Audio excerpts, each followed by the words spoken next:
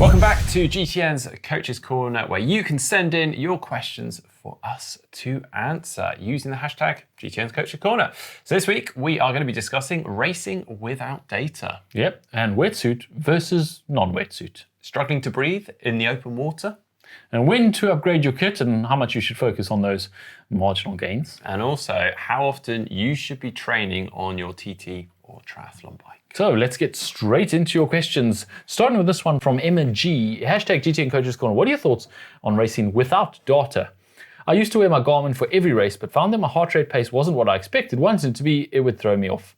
I've since raced twice without a watch, Olympic distance or below, and it's gone well. But I'm unsure if I should continue with this approach, particularly for middle distance races. Waha!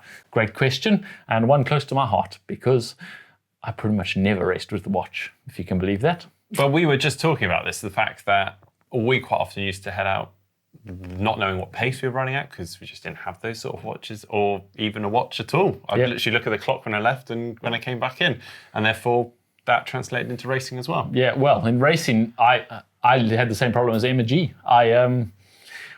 You would run out and you would get about 5Ks into your run and you would look at your splits and it didn't match with what you were feeling or what you were hoping to pace, and it was actually a very negative thing to look at and go, and you have a fair amount of negative feedback anyway from your body that's hurting, and then you look at your watch and it just compounds the negative feedback, and then for the rest of the run, for another 2.5 to 3 hours, you're looking at your watch going, telling you something you don't want to see. That's not something you want to be carrying with you, negative feedback, is it? So I just didn't run in a watch. I mean, I did really well. I won some Ironmans without wearing watches at all. Like, no watch, no power meter, no numbers whatsoever. Well, I guess the big issue here is that we are so used to having data at our fingertips every day when we go out training, then to suddenly not have it for whatever reason during a race, you're just basically going to feel like you're racing naked, essentially. You just don't have that there.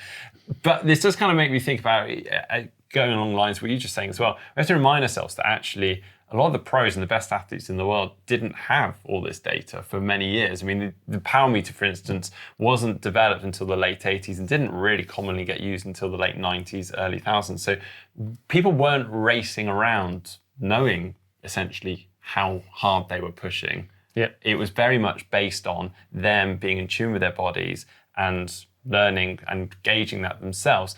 So if you are suddenly going to revert to not racing with the metrics, then you want to make sure that you're doing that in your training as well, and you're basically learning and basically getting in touch with how you feel. So what I would do if I was you is actually setting off with a watch in your pocket or hiding your bike computer, doing your efforts, and then analysing that after to check that the numbers that you were hoping and targeting to do are actually what you did, and just trying to get a gauge of that. Yep, numbers are a bit of a double-edged sword. They can be really, really good, and if you do aim for the perfect number and you hold it on race day and that's what you trained for, ideal. But if you also go the other way and you're slightly off what you were hoping for, that can really, really damage you.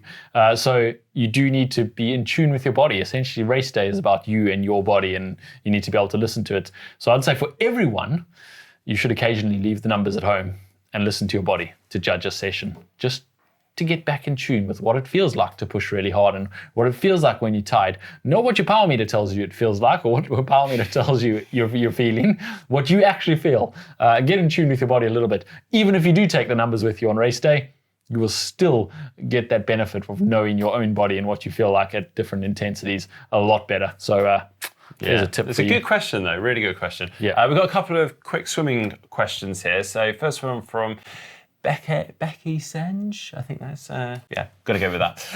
How do I know wearing a wetsuit is worth it? I get down to 37.30 from 38.30 with a wetsuit on in a 2K swim, but I lose this whole minute by taking off the wetsuit in T1. Although I only tried it 3 to 4 times, is it possible it takes more practice to get faster in it?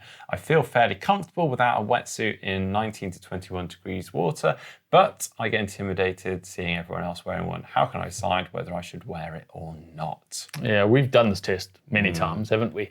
A wetsuit is faster, always. Yeah. Definitely. You will definitely be faster if you have a good fitting wetsuit. The only caveat to that being there might be something wrong with your wetsuit if you're not seeing the benefits in a wetsuit. Either the size is not right or the wetsuit itself is not right for your particular stroke. Maybe it's too resistive around your arms or your shoulders or something like that. It's affecting your stroke.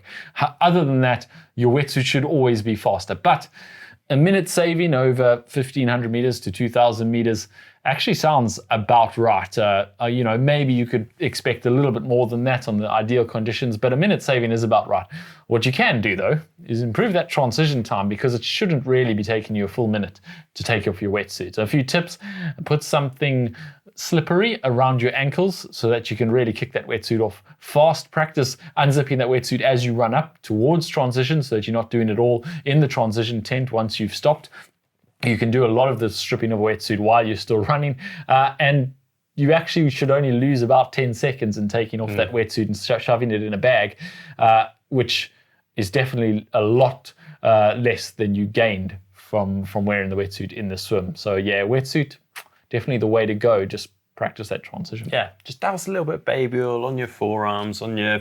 Just don't get the baby oil on your hands itself. No, you need those for or inside your goggles. Right, next one from Albert Senten. Hi guys, here is my swim-related question. I swim well in the pool and in the open water.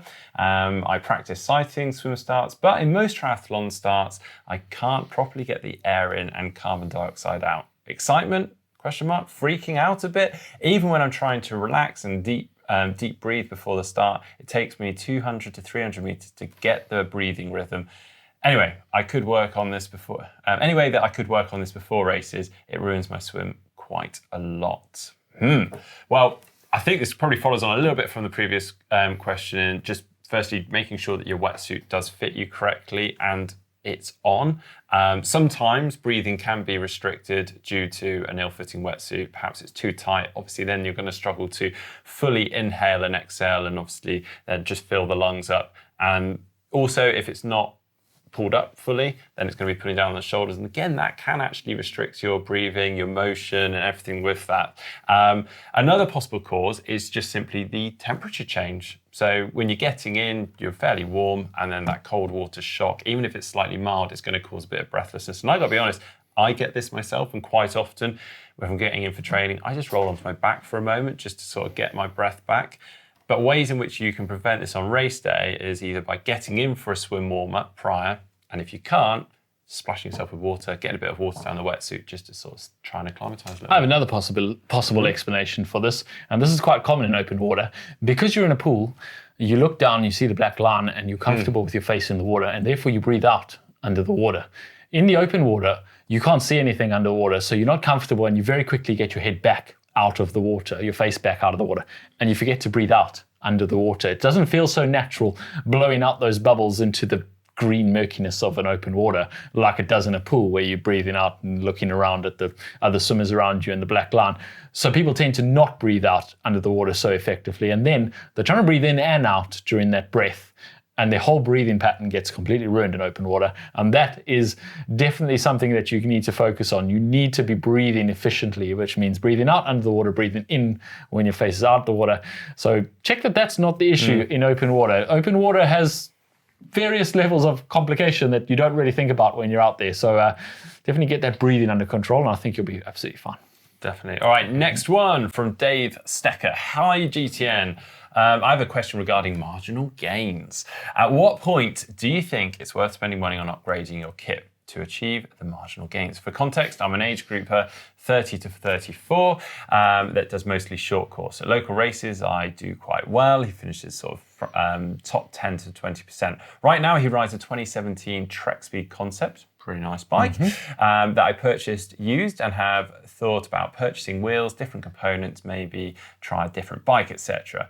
On most flat courses, average around 22 miles an hour, so on and so on. Basically, he's trying to figure out whether now's the point, at sort of the current level he's racing at, whether he should start considering some of these marginal gains. Well, there is no effort, no speed that you then need to consider marginal gains. If you can afford them, they're available to anyone from the back of the pack. It's your to hobby. The front. Yeah. It's your hobby. And if you want to spend money on making yourself a little bit faster, absolutely go for it. It does improve your experience too. It feels really good when you've got a really fast, slick bike under you. So go for it. You don't have to get to a certain level before you're allowed to upgrade your bike.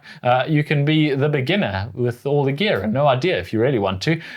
But it sounds like you're at a level where you definitely should be starting to consider carbon wheels, deep section wheels, that kind of thing, an aero helmet perhaps, and really taking that next step, because it does make a difference and it does feel really good to just upgrade your kit a little bit. And it's that extra added motivation to push a little bit harder and get the most out of yourself, because you know that there's none of your kit is slowing you down. I mean, I'd actually argue, marginal gains is more the top elite pro cyclists are talking about that final 1% where they're doing everything they possibly can already in their training.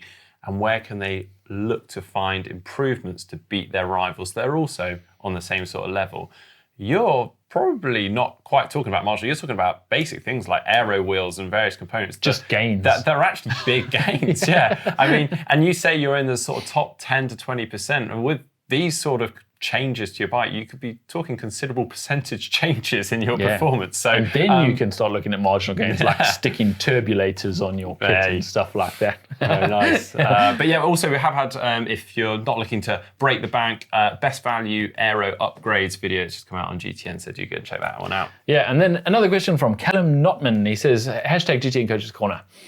Please can you guys do a video on what you recommend taking repair tools, tires wise on every cycle, and what type in a bike bag? Also, do you take the same repair kit stuff on a race? Okay, well, Mark's given us his everyday ride kit, and then for longer ride adventures, his everyday ride kit is basically the standard. A tube, CO2 canister, tire levers, a tool of some sort. So you're on a multi-tool.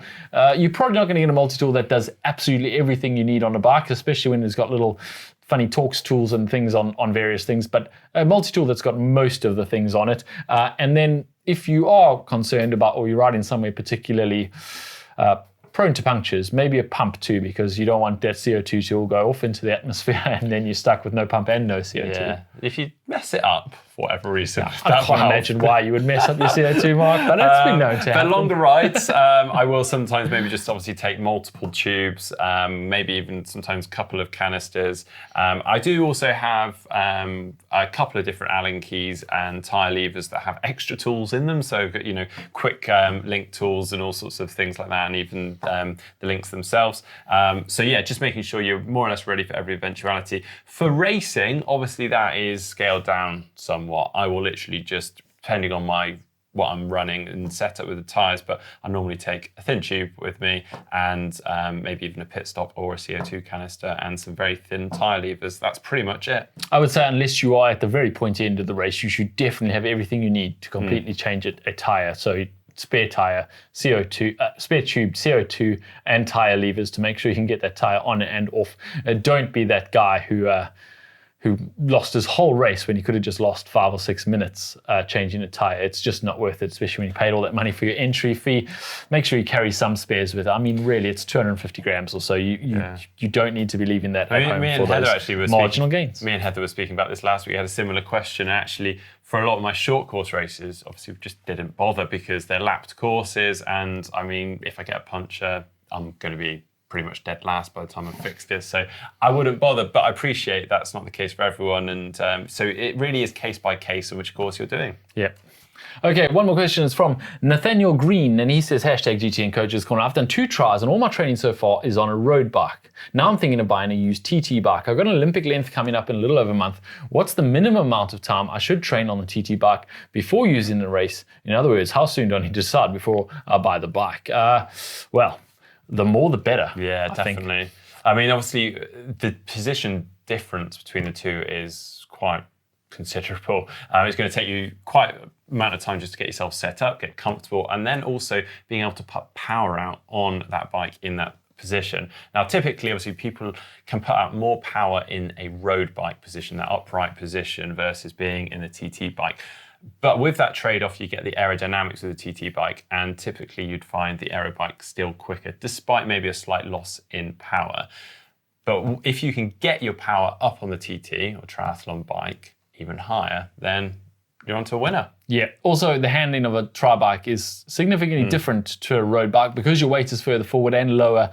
You're going to have a lot more weight on the front wheel, and you're going to feel that when you're going into corners. And that handling takes a bit of time to get used to. You don't want to be hopping on that for the first time on race day and then barreling into that first corner and not turning fast. It's even little things as well, like the wind catching the front wheel ever so slightly. And if you can be relaxed rather than fighting the bike, all those little things just make you more efficient rather than you wasting energy unnecessarily. Yeah, there is a lot to get used to. It's not a simple change from one bike to the other. There are significant differences in those bikes. So I'd say as soon as possible, get on it. But it is worth pulling the trigger and buying that bike because it will be significantly faster. We're talking months here, not weeks or days of setup on the bike. Just get on it ASAP and spend as much time on it as possible.